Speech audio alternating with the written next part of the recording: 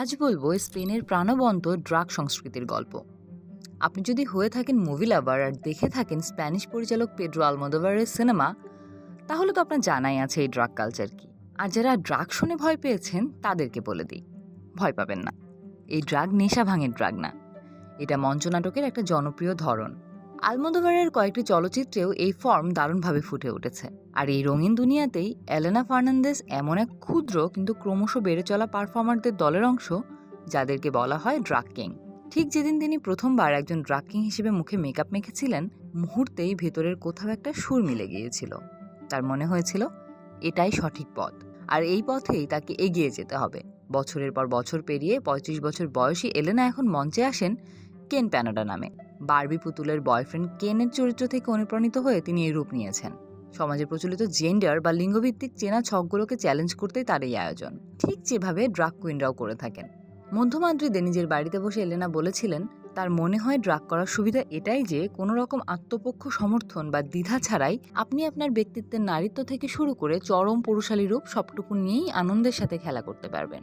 শুরুর দিকে এলেনা কেবল অবসরেই ড্রাগ করতেন, কিন্তু এখন তিনি স্পেনের নানা প্রান্তের নামি দামি ক্লাবে পারফর্ম করেন। পপ গান কিংবা ঐতিহ্যবাহী সুরের সাথে ঠোঁট মেলানো, একের পর এক রং বেরঙের পোশাক বদলানো, আর সেই সাথে কিছুটা হাসির খোরাক জোগানো, সব মিলিয়ে জমজমাট তার প্রতিটি শো। একবার বার্সেলোনা যাওয়ার ট্রেনে বসে ফার্নান্দেজ তার অনুভূতি প্রকাশ করে বলেছিলেন, মঞ্চে গিয়ে এটা অনুভব করা সবসময় দারুণ রোমাঞ্চকর যে আমার শিল্প, আমার কাজ মানুষের কাছে গুরুত্ব পাচ্ছে। মাদ্রিদের বাইরেও মানুষ মঞ্চে পুরুষত্বের ভিন্ন ভিন্ন রূপ দেখতে চাইছে, এটা ভাবতেই তাদের ভালো লাগে। পুরুষদের পোশাক, নকল ছোট চুল আর মেকআপের কারসাজিতে ফুটিয়ে তোলা চৌকো চোয়ালো হালকা দাড়িগোপের এই রূপ নিয়ে যখন ফার্নান্দেজ এলজিবিটি বান্ধব ক্লাবগুলোতে হাজির হন, তখন দর্শকদের মুখে হাসি ফোটে, সবাই মেতে ওঠেন অনাবিল আনন্দে। বসন্তের আবহ থেকে শুরু করে স্পেনের লোকগাথা, প্রতিটি শোর জন্য নিজের পোশাক নিজেই ডিজাইন করেন ফার্নান্দেজ।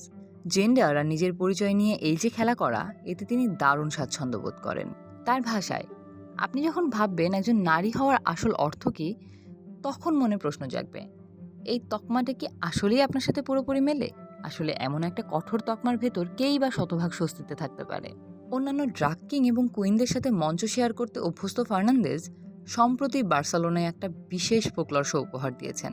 সেখানে তার সাথে জুটি বেঁধেছিলেন তার সহকর্মী ফারাওনিক্স, যিনি বার্সেলোনার একজন ড্রাগ কিং। শোর ঠিক আগে ফারাওনিক্স তাদের এই শিল্পের মূল কথাটি বুঝিয়ে বললেন এভাবে, তারা সেই শিল্পী যারা মঞ্চে পুরুষত্বকে ফুটিয়ে তোলেন।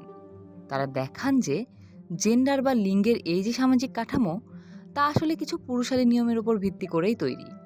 আর তাই সেই নিয়মগুলো ব্যবহার করেই এক নতুন শিল্পের জন্ম দেন তারা।